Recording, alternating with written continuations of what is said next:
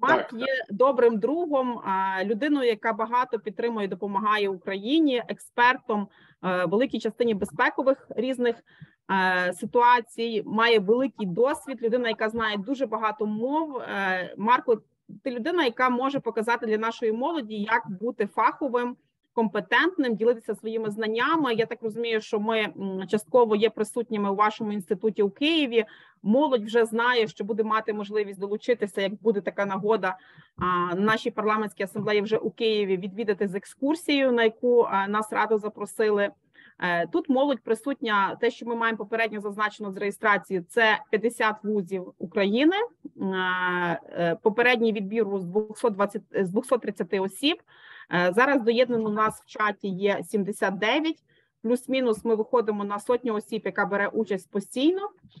І тому я хочу дати більше часу саме для Марко, для тебе, тому прошу,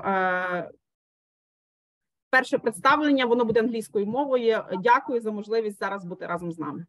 Так, пані Оксано, дуже вам дякую, дуже тобі дякую за запрошення. Я кожен рік приєднаюся з таким задоволенням, і кожен раз, коли бачу така група велика, молодих студентів, це реально майбутнє України, які люди, студенти, фахівці, які будуть будувати вільно майбутнє України. Тому і для мене так велика честь, я б казав. Ви знаєте, я кожен рік вже виступаю. Тому і сьогодні, як ви мене запросили, поговоримо трішки у деталях про глобальну роль США, Америки у глобальній політиці та глобальній безпеці. Я буду говорити, я виступлю англійською, а потім можемо вже питання українською або англійською, як вам зручніше. Я американець, але розмовляю українською, український патріот у серці, і завжди мені дуже приємно виступати навіть українською.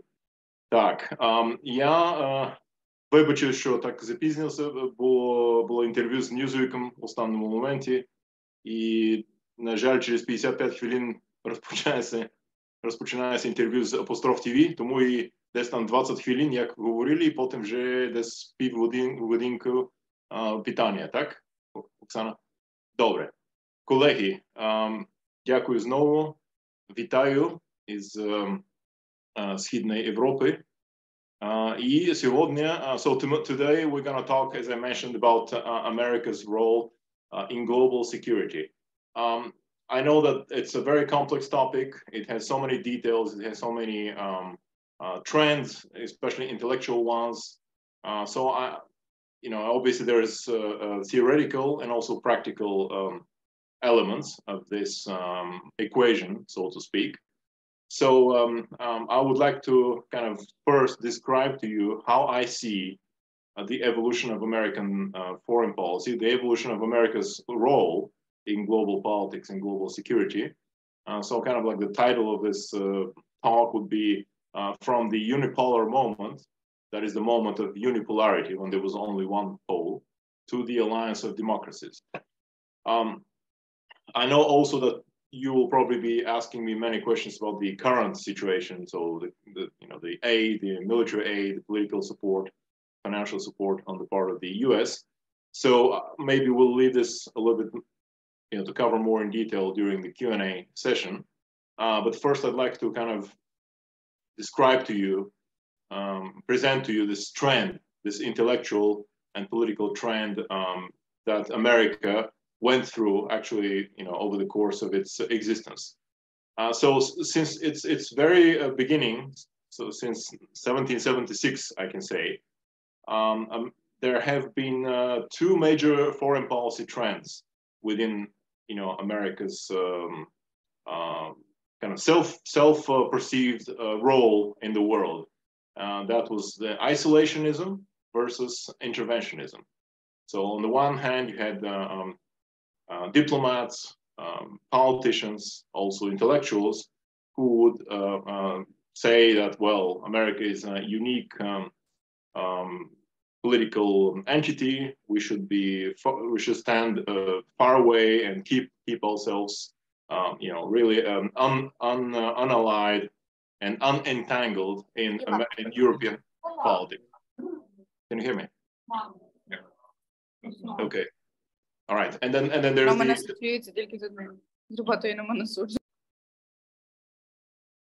Okay. And then there is the okay, I thought somebody was asking a question. Okay. All right. And then the other group, the other camp, let's put it this way, would be interventionists. Politicians, diplomats, military, who would say, well, we have a unique role, but we also have a unique mission in the world. So we need to promote our uniqueness globally.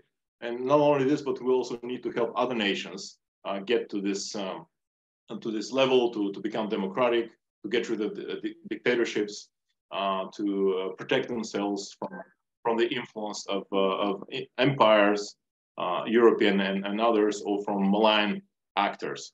And so there's always been this struggle at the top, at the decision-making level, both in practical terms, what to do about America's power internationally, but also intellectually. And so many of you, probably most of you, have studied international relations, so you know the theories. Obviously in the 20th century, there was this nuclear confrontation with the Soviet Union. There was this mutual assured destruction theory whereby if the Soviets would attack and we would attack, then both countries would be destroyed. So this kind of kept this balance of threat as a balance of power. So neither of the two states attacked. Then, after the fall of communism, there were many theories, intellectual theories. For example, the clash of civilizations. Samuel Huntington was one of my professors at Harvard University. Back when I was in your shoes when I was a student. So he spoke about the cultural divisions of the world and that there are different civilizations that actually they clash and compete, just like political entities and political ideologies competed before.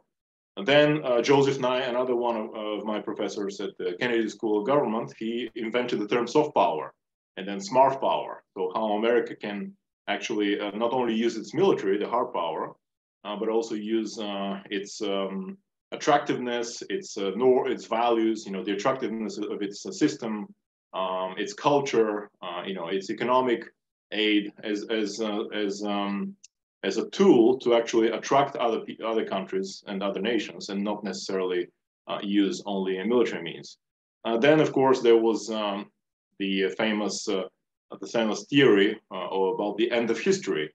Francis Fukuyama, I'm sure you've also heard about that. And this was the camp of liberals who actually believed that the liberal ideology had defeated the communism, and so now there is no need for history anymore, no need for conflict in world politics, because liberalism has triumphed, and as a result, everybody should accept the fact that this is the better option. This is the only way toward progress, and so history is no longer necessary. Well, this was written back in the late 80s, early 90s, and we all know, we can see how wrong such ideas, how incorrect they have been in their prediction.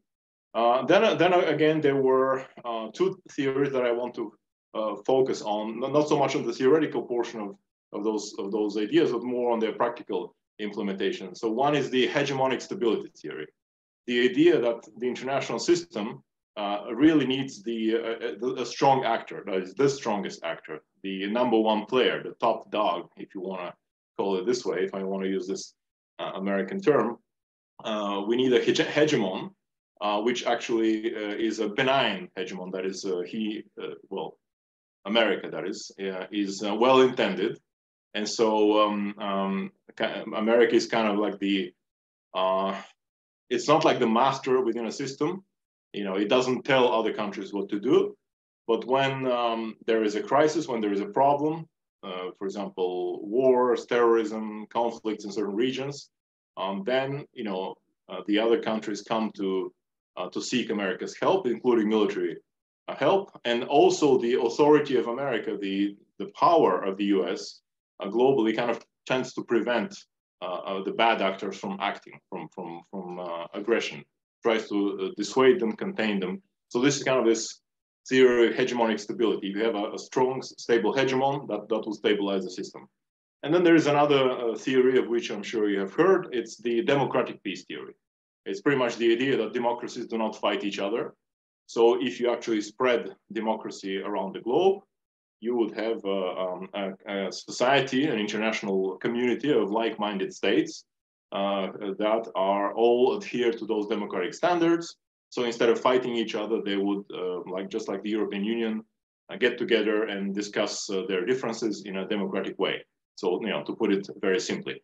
Now, I must tell you, as I said, I've taken classes with most of the professors who invented those theories, or I know I've read the books of those who I don't know personally. So each of those has its merits. That is, each of those theories has its strong points, its fortes, and its weaknesses. I mean, in deficiencies. So there's no one single theory that actually presents, the best picture of the world, and that when you apply it, everything else all the problems are solved. So so when you start moving from the level of theory, obviously people go through the stage of academia and students, and then sometimes they're selected for positions of power in the government. Pani Oksana, of course, you know that quite well. You were both an academic and also a practitioner.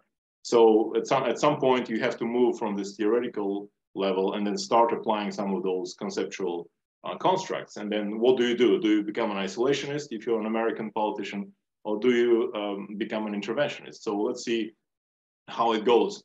For almost 150 years, America was at the stage of what I call the newcomer. America was new. 1776 is when it was founded. And so it was the new kid on the block, the new kid in the international system. It wasn't a great power yet. But from this very early age, I would say a couple of very important trends developed, some of which are actually are still in force until present day. One of them is the anti-imperialism. The idea that empire building is not good. It puts other nations in independence of great powers, and so the smaller nations have to be independent. They have to develop freely.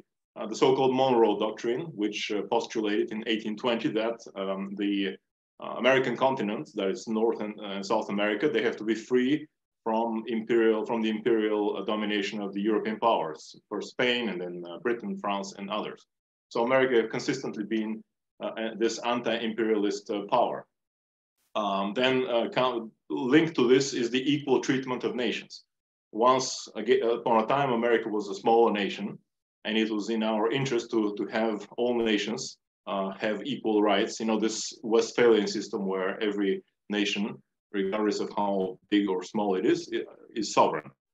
Then, of course, comes an extremely important tenet of this newcomer position, the freedom of navigation, especially on the high seas, in the oceans, because from a very early, from its first moments of existence, the U.S. was a seafaring nation, and therefore it was of critical importance for us to maintain the trade and commercial routes open, especially those with Europe, with East Asia, with the Middle East, and actually this is very much true till present day. And part of the opposition, for example, part of the reason America is so much interested in the Black Sea these days is obviously to also maintain the freedom of navigation in the Black Sea, also the Arctic Ocean. These are areas where Russia is trying to establish its own hegemony. And then obviously here, the theory, the historical tradition of America clashes. They clash with, for example, Russia's attempts to actually create a special privilege zone, a sphere of influence over those international bodies of water, which is as I said, the Black Sea, the Baltic Sea, the Arctic Ocean. So, there were many presidents who went through this stage. Some of them were interventionists, like Jefferson. He was the first to launch an expedition against the pirates of North Africa, the so-called Barbary pirates, or Barbary corsairs. And he was trying to create this united European-American coalition against, what was then viewed as almost like terrorism, like this non-state actor that were threatening the pirates. They were threatening the American and European ships in the Mediterranean Sea. And then, of course, Woodrow Wilson, who promoted the idea of the nation's self-determination. And then as a result of his actions, the League of Nations was created. And then, of course, Franklin Roosevelt, who was the president during the Second World War, which is, the moment when America moved from this newcomer, new kid on the blocks kind of stage into the leader of the free world. So we kind of hit this second big phase of America's development, which came as a result of the so-called bipolar confrontation between the United States of America and the Soviet Union during the Cold War. So again, a couple of very important trends or tenets that describe this particular foreign policy behavior. One is the need to contain the Soviet Union, so containment when necessary. For example, under President Truman, there was a Truman Doctrine, and every time the Soviet Union tried to expand, for example, toward Greece, toward Turkey, the U.S. and its allies, Britain and others, would try to counter and contain the Soviet expansion. Then interventionism was also part of this doctrine. For example, North Korea, the Korean War, and then of course when the U.S., the U.K., Turkey, and actually many UN nations intervened to stop the North Korean and the Chinese advances. So this was an age and a period right after the Second World War. So there was a lot of self-confidence in the American kind of political class, in the foreign policy elite. And the belief was that America can actually do it, can actually stop communism. But of course, then also came the realization that allies are very important. So this is kind of when interventionism was a part of the thinking, but also the alliance building became an important element of this foreign policy behavior. Of course, this all kind of ended with the really disastrous war in Vietnam. For a decade or so, the U.S. was forced to scale back its presence in certain regions, and then the Soviet Union and China became really active and really prominent. And then in the 80s came President Ronald Reagan, who kind of introduced this new interventionism, new confidence of America in its foreign policy and in its military might. So you really see those fluctuations where you have a decade of strength, and then you have maybe an unsuccessful war and isolationism. It's almost like an oscillation in mathematics. Of course, there are also ways to use through which America was using not only military but its soft power. For example, subverting the communist system from within. Radio Free Europe, the Voice of America.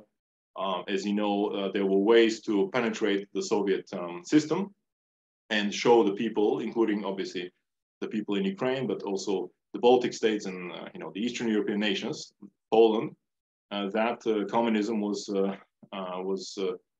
not the best system, and that the West has not forgotten about those captive nations, and that one day the Soviet Union would collapse and those nations will be free, which eventually happened. And I would say the most important element of this strategy was also this building of alliances. So that's when America really understood that having a strong NATO really mattered, because sometimes America's power, as I said, it would grow and then diminish a little bit, and then so other governments and administrations would come that would change this course, but alliances always remain. And so if you have a strong NATO alliance, especially obviously in Western Europe, this was a guarantee that America will be able to, and the West would always be able to contain the Soviets no matter what. So this was something that was considered as a given, and then this one has this kind of alliance building has prevailed and has remained a constant, I would say, tenet, a constant feature of Americans' foreign policy since the last 40 or 50 years. Now we kind of reach the post-Cold War period. So when the Soviet Union collapsed, and suddenly America, excuse me, remained as the sole power, the sole superpower. Actually, the French used to call it the hyperpower. That is the superpower of international politics, and this is what's often called in international relations literature the unipolar moment, or the post-Cold War hegemony. The idea when the U.S. really was the last standing superpower. Everybody recognized that its efforts led to the collapse of the Soviet Union. So many new nations emerged, free nations. Obviously, as I said, Poland, but also Ukraine, the Baltic states. Everybody in Eastern Europe, and America enjoyed this tremendous, not only military but also cultural popularity. There was a combination of hard power and cold power. Hard power, soft power, and of course hard power. Now, of course, this wasn't a period where everything was smooth. You would have presidents such as Clinton, who was more interested in domestic politics. So even though he was a Democrat, and previously Democrats under Truman, under Roosevelt had been interventionists. Under Clinton, as I said, he was more interested in domestic politics. And so there was this return to a certain isolationism. So, for example, this gave the opportunity to Russia after the Cold War to support Serbia and the Yugoslav wars. And so the wars lasted from 92 through 95 and then 99. So almost for a decade, because the US was so kind of involved mostly interested in its domestic development. Unfortunately, the Russians kind of returned to this role of supporting the bad actors, let's put it this way. And so many people were killed in the former Yugoslavia, in the war between the Serbs, the Croats, the Muslims, and then the Albanian minority also in former Yugoslavia. And so it was only after America returned together with NATO in '99 that an end was put to these wars, and then the people in Yugoslavia, in Serbia, rose in protest, and then the last dictator went away, Milosevic. Unfortunately, that's the year when another dictator began creeping and crawling and getting up the top in the Kremlin, and his name, as you all know, is Vladimir Vladimirovich Putin. Because he really was kind of pushed into the top of Russian politics exactly after America and NATO took down Milosevic. This was the summer of 1999. So we'll of course talk a little bit about that too, and kind of the reasons for this. But another trend that was kind of negative for the U.S., as I said, nothing in those periods has been smooth. Even though America may have seemed extremely powerful, still there was some elements in its behavior. And I'm saying this as an American, and I'm also an interventionist in many ways. But still, there were ways which were done. There were actions that were done not in the best way, and as a result, for example, America got involved in wars in the Middle East, and many in Western Europe accused the U.S. of acting with the so-called imperial hubris. And hubris is in Russia, in Ukrainian, the gordinia, I think. It's the excessive pride. So when you're so powerful that you actually think that you can do anything with impunity. And so, even though I disagree that we were,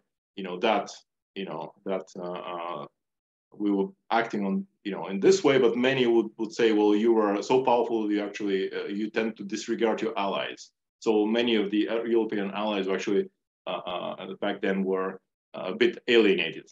And of course, there was this group of thinkers in the US foreign policy called the neocons, the neoconservatives, and they believed, this was during the period of the George W. Bush administration, the belief of the neocons was that you can actually democratize the Middle East as long as you change the regimes there. So if you go into Iraq and take down Saddam Hussein, then the people will rise and form a democratic society. As long as you give them the right to vote, they will just vote in a very democratic way. And then, remember this democratic peace theory. If you have democracies here and there, across the whole region, then all conflict will disappear, because all democracies will have to behave, according to the theory, they will have to behave peacefully, which of course is not, was not the case. This unfortunately gave a rise to countries, actors like Iran, like the radical Islamist actors, Al-Qaeda, the ISIL and other terrorist organizations. So again, what I'm trying to say is that even when America looks strong, there are negative consequences and negative, as we call them, repercussions, second and third order effects. You can alienate allies. You can actually give rise to, your actions or inactions can allow actors to rise that are negative to your interests. Okay, so this post-Cold War hegemony, ended. And then a president came to power. His name obviously was Obama, who was very much against interventions. He wanted America to lead from behind.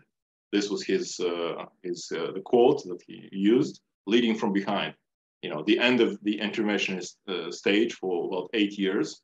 America was acting again, was more concerned about domestic politics, just like under President Clinton. Obviously, Obama was also a Democrat, just like Clinton was. And this was perceived as kind of like the end of American hegemony. And interestingly enough, this was also when a lot of autocracies, a lot of dictatorships in the Middle East collapsed, the so-called Arab Spring. But instead of creating those viable, vibrant democracies across the region fell into turmoil.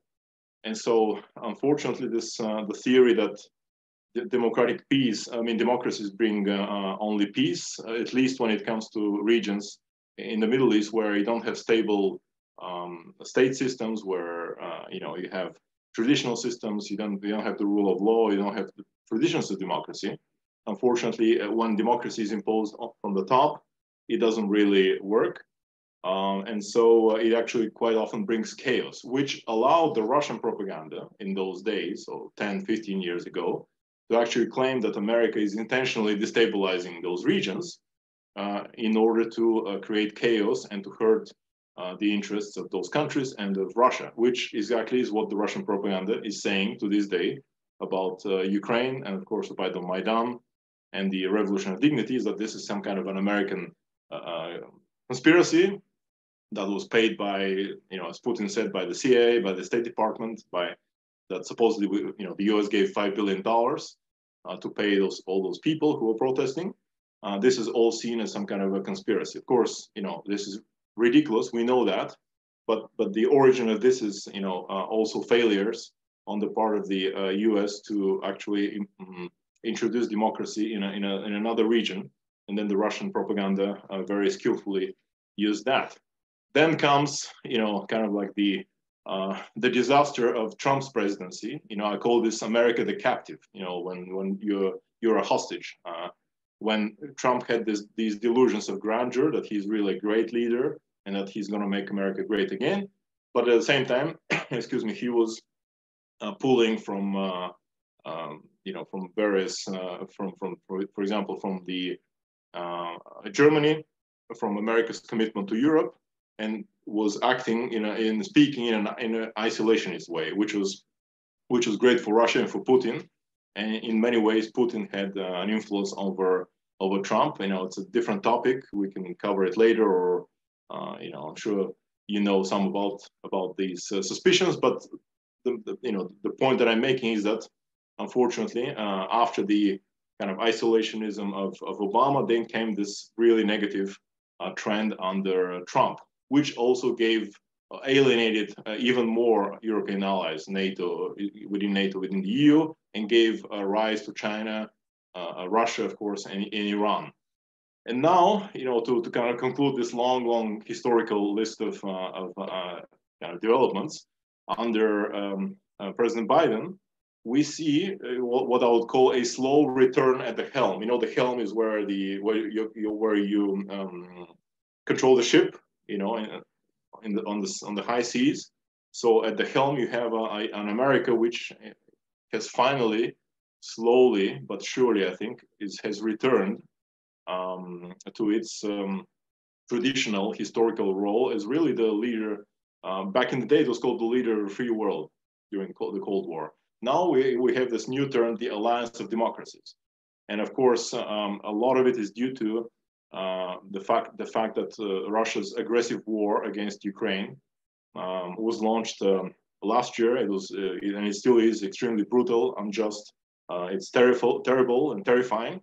And all the Western elites, especially those in America, and the people of the Western countries are in many ways united behind the support for Ukraine. But America is central to these efforts because America has to handle many directions. Obviously, Ukraine, support Ukraine, and help your country win and defeat Russia. And ultimately, this way, we think that Russia will be deterred from attacking other countries, Poland, the Baltic states, Romania, Bulgaria. But also America has to contain China. Today, China, until today, actually, China was launching military exercises in the South China Sea against Taiwan. So when you think of the role of the U.S., I know that obviously you're all Ukrainians, and the war is central to your kind of perception of the world. But when you analyze great power politics, you have to think of what do the American policymakers think about? Do they only think about Ukraine? Yes, of course, Ukraine should be central. I absolutely agree. We should do even more. We should have given you more weapons, airplanes, long-range missiles, many systems, even earlier. Even in the summer, I've always spoken about that in the media, my former boss, my colleagues. But the fact that the U.S. has to handle many directions. And so the good thing is that the U.S. under Biden understands the importance of alliance building, and so it's not only America supporting Ukraine, but there is this global coalition aimed at supporting you militarily, politically, financially, and otherwise. Excuse me. In all the Rammstein meetings, of course, of over 50 democracies, mostly NATO member states, but also some from Australia, from different regions, the Indo-Pacific region, and the Far East, Japan, and others. And so really you see this forging of a new political system, global system of security and politics. And America is, in my opinion, has finally kind of recalibrated all these different theories, all these different directions in its foreign policy, and has finally returned as the leader of this huge great alliance. As a result, I think Russia will lose. It's already losing, and of course there will be a collapse. I'm almost sure that there will be a collapse of this new Russian empire under Putin, after which there will be a completely new international order, most likely in Asia, obviously in the Far East. China will be the dominant actor, and then there will be other challenges. But until that time comes, the US continues to lead the way in supporting Ukraine. As I said, there are many things that we need to do more, but we have done a lot in terms of financial support, but also this military support. We have created, for example, a specific headquarters for the military aid to Ukraine is located in Germany near Frankfurt, actually within the U.S. Army Europe headquarters, which is where I used to work before. I was the advisor to the commander, the former commander, General Ben Hodges. So there is a new, smaller headquarters that actually coordinates this military aid for Ukraine, which comes to show you that the U.S.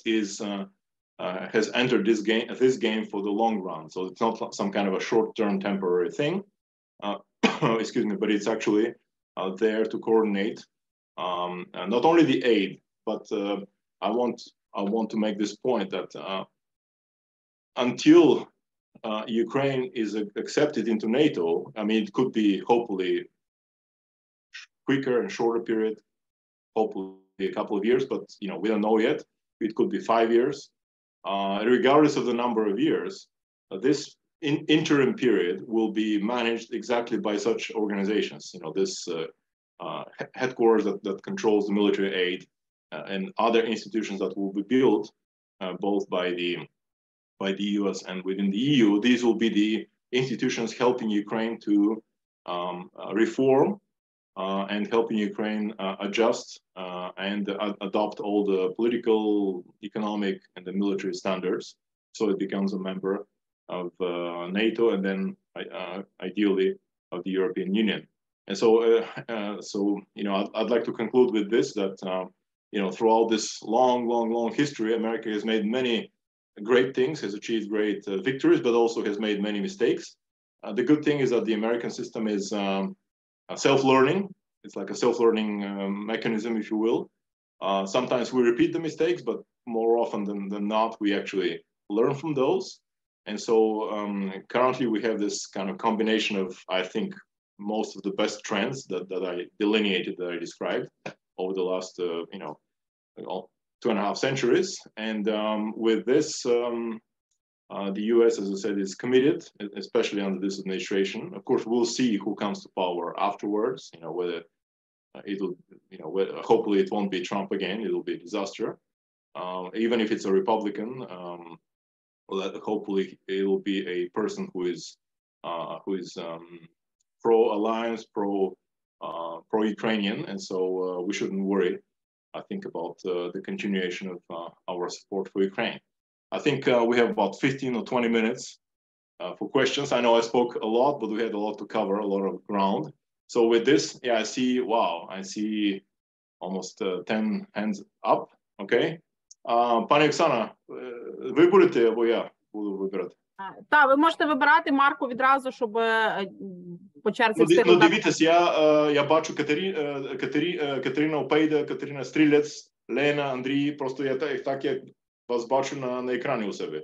Так, супер, Марко, так само. Ну, давайте, пані Катерина. Катерина Опейда, так.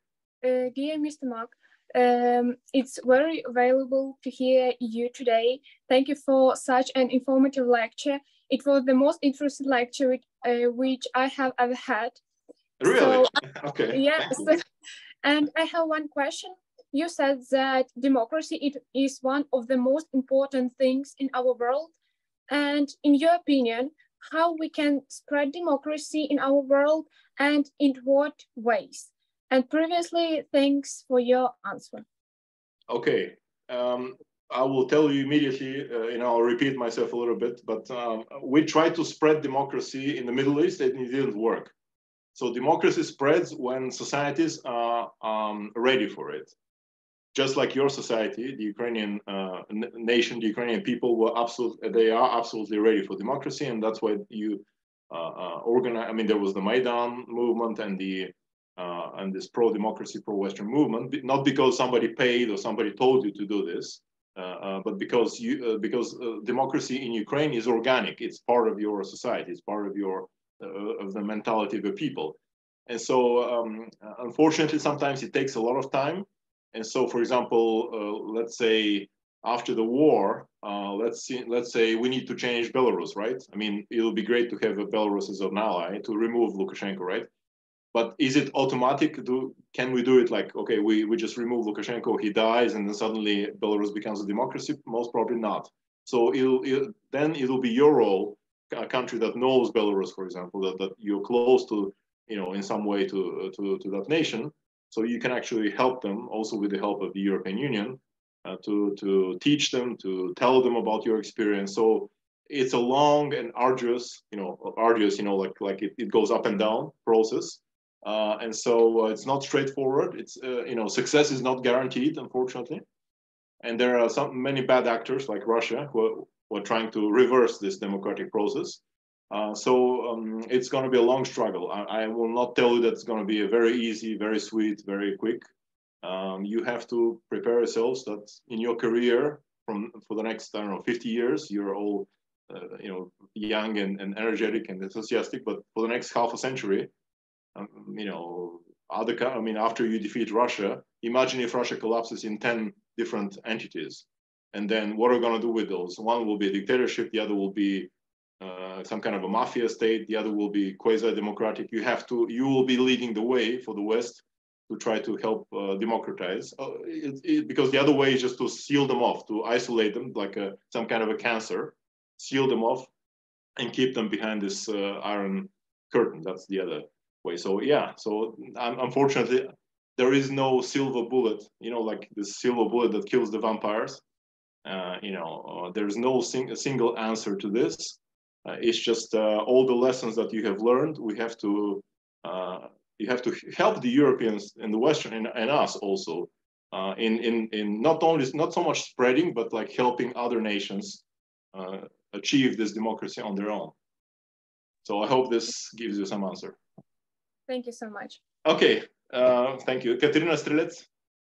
Yeah, I would like to express my gratitude for your speech. And my question is, how concerned are you about the increased relationship between China and Russia, especially economic relationship? Yeah, it's a great question. Thank you, Katerina, for asking it.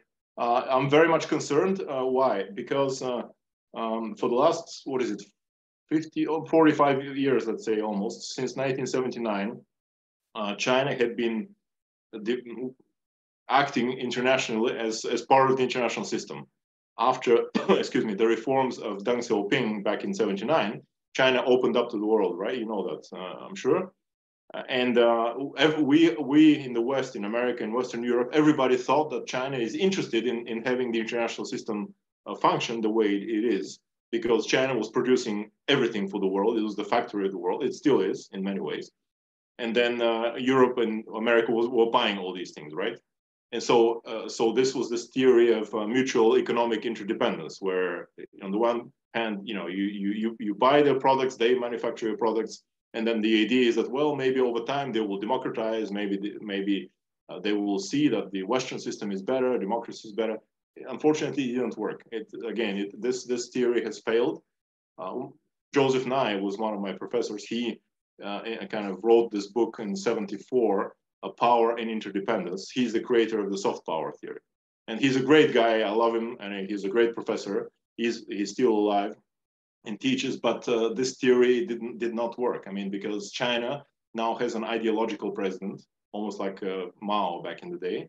And it seems that that President Xi or Xi is more interested in this ideological alignment with Putin. So they view the West as this evil conspiratorial power that tries to impose democracy, and through some protests, through some Maidan movements, and then subvert China. And so he's playing this double role. Of course, he's also careful at this point not to alienate completely the West. For example, he's meeting with Macron and trying to play with Western Europe. But at any rate, his influence is very negative.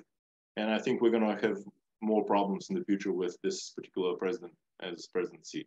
So thank you, Katerina. Lana, будь ласка. Okay, first of all, I want to say thank you for your speech, and my question would be, so how do you assess the current role of the United States in NATO alliance, and what are the pros and cons of such role? Also a great question. As I said, before the Biden administration, the NATO allies were pretty disappointed with America because of Trump. And so And so with Biden coming to power, ideologically, even mentally, I mean that the people knew Biden, that they knew that he cares about Europe. And so the Western European allies really understood that America is back. America is once again involved in the defense of Europe. So this is kind of like the positive thing is that America, of course, as I said, is now the leader of this Rammstein process, but also within NATO, obviously, America is still the leading actor. So these are kind of like some of the good, the good news that we know about those. But some of the negative ones actually are that sometimes nations within NATO become over-reliant on America. In other words, everybody's been talking about those 2% of the GDP. Like every nation has to use 2% of their gross domestic product for military for its defense budget. But for many decades, many of the allies just said, well, why should we even bother? America is here to protect us. We have this nuclear umbrella by the US. Plus, there's no wars. Or if there are any wars, this was just against terrorists in Afghanistan or against Saddam Hussein. We don't need that much, investment. And so sometimes when you have such a strong hegemon, such a powerful nation like America, some nations just, there's this term free riders. You just jump on the car and you ride for free. So many nations did not spend as much as necessary. And so these are some of the negative consequences. I mean, there are others, of course, but, it's going to be too much detail. But really, America is back, but at the same time, the Europeans have to do more to increase their own defense spending. I mean, Germany, for example, many nations, Bulgaria, many nations in Eastern Europe are using old Soviet equipment. And for many years, they didn't think about that because they knew that America will protect them. So this is kind of the quick answer that I have. But thank you. Okay, Andriy, thank you. Thank you. Andriy Gerasimik. Yeah, I would like to ask your opinion on Ukraine's potential membership in NATO because Okay. I'm confident that this will happen after Ukraine's victory. However, there is a lot of discussions about whether NATO would agree to the deployment of nuclear weapons on Ukraine, on territory of Ukraine, and whether NATO will take the step to provide additional security guarantees for Ukraine.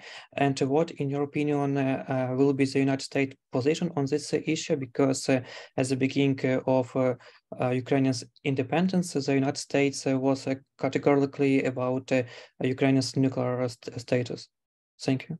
So pretty much you're asking me, to put it shortly, whether Ukraine has a chance of becoming a NATO nation anytime soon, and obviously the nuclear issue, what the nuclear issue is there, what the status of this nuclear issue is. Look, on a personal level, I've always said and I've always advocated that Ukraine has done already so much for NATO by protecting the European continent from this Russian threat. I mean, your armed forces have destroyed hundreds of thousands of or incapacitated hundreds of thousands of Russian forces, Russian troops, which otherwise would have been used against Poland, against the Baltic states, and others. And so, in my opinion, you have earned your place in NATO. So the question is how to convince the other nations of NATO to vote in support of you. Because it's one thing, that's why when I started, I spoke about this intellectual theory. So you understand something because it's, academically you understand it, but when it comes to practical politics, then it's not the same. You have to be able to translate your intellectual understanding into practical political action, right? And so even though I and many others may understand that Ukraine deserves to be a NATO nation, at the practical level, what happens? I mean, look at Sweden and Finland. They have no major problems really. Their military are quite strong. They have long-standing relations with NATO. And yet there is one country, Turkey, that said no. And then, of course, Hungary is also trying to play with that because obviously they play with Putin. That's a different question, of course. And so your government, your diplomats have to become really skillful in playing and knowing these trends. So, of course, not only insisting that yes, we deserve to be part of NATO, but you have to work with all the nations. If one nation says no, that's a no. This is the principle within NATO, unfortunately. And so you have to, your foreign ministry has to figure out which nation. Obviously, Hungary. Do you think Hungary will support you? I think not. I mean, under this format, for example. Some other nations may also say, well, you know, we don't know, because what happens if Ukraine enters NATO and then we suddenly end up in a war with Russia, right? And so I think, well, I'm sure Ukraine will become a NATO member. I just, unfortunately, don't think it's going to be that quickly. You know, in other words, I personally would like to see this right after the war is over. But realistically, it'll take a couple of years at least. I mean, because then all the actors will be saying, well, but there's this a membership action plan, and they will use different bureaucratic and technical details to kind of slow down the process. Okay, and then the nuclear issue. Yes, I know the believe it or not, but the American politician, the diplomat, well, the Ashton Carter was Assistant Secretary of Defense in 1994 when Ukraine was denuclearized. He was my professor at the Kennedy School, and I strongly disagreed with him when it came to this. He even showed me the door one day because I challenged him. Well, this is the jokes aside, but yes, I think it was a mistake for the West to put pressure on Ukraine to kind of create this, to design this denuclearization process, and then the memorandum, the Budapest memorandum, is obviously it's not a military alliance, and so this was a big mistake. Hopefully, because of the help, the aid, the military aid that the US and the UK are providing for Ukraine, we are able to pay off at least partially, and to compensate this this lack of guarantees under this Budapest memorandum. Okay, all right. Let's try to take a couple of more questions, because Apostrophes will call me in like really 5 minutes. So Natalia and then Arina. And by the way, let me, before Natalia, Pani Oksana, can you give everyone my email, or my contact info, so they can you can send me questions later. You can whatever. Yes, join because me we have many questions in the chat. Yes. I mean, I write you. What are you doing after 5:30? Are you continuing the conference with another speaker, or what's the? Yes. Okay, it's maybe one speaker. Okay. Yeah, because I just need, they will call me in like 5 minutes, but I can take questions online, or you can send me an email or join me on Facebook or whatever. Just please give everyone my contact information. Okay. Natalia, sorry, and then Arina. And first of all, thank you for this lecture, and thank you for your historical retrospective. And I have a question about that.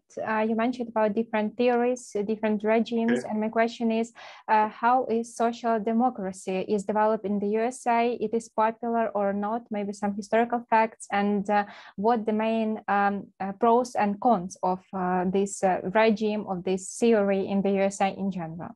You're talking about social democracy. Yes, you're right. The way it exists in, for example, in Germany or in other countries. My question was about it is existing in the USA, or it was existing like in the previous years. I got it. But you mean social democracy the way it is? Well, the social democracy of Western Europe, that whether it exists in the US. Well, look, quickly, in America, as you know, there are two main parties. So because of this, they're forced to incorporate different bits and pieces of different ideologies. And so, for example, within the Democrats, you would have liberals, but you will also have social democrats. But they don't call themselves social democrats. They just don't have a special party. And so they have to exist within this umbrella of the Democratic Party. And then on the Republican side, you have conservatives, but you also have libertarians, right? And so because there's no other way to get him to get into Congress, or I mean, there is just the two-party system, right? And so many within the Democratic Party, I would say, share social democratic views and agenda, but they just don't call themselves social democrats.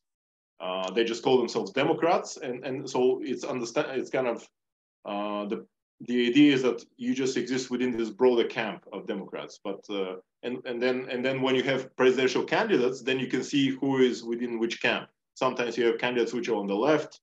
Then you have Biden, who is more on this liberal side. And this is when the different sub-camps, different subgroups kind of crystallize. And then one group votes for a candidate that is really on the left. This is like a social democrat. And then you have others that are voting for more traditional Democrats. So, but everything has to comply with this two-party system.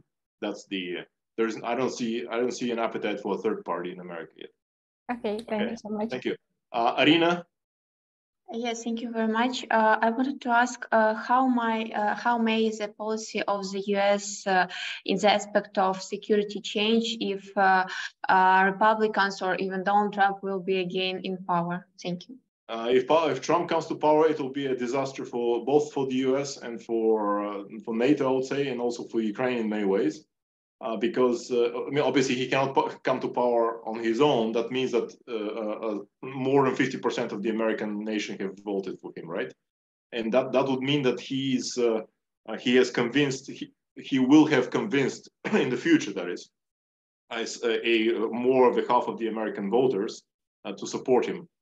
Trump is, I'm going to use this term that probably you haven't heard, but Trump is a kakistocrat. Don't laugh. I know what kaka means in your languages, but kakistocrat comes from Greek. This is the rule of the worst, from the word kakistos, which means the worst in Greek. So aristocracy is the rule of the best, supposedly. Kakistocracy is the rule of the worst. That means that the person who is the least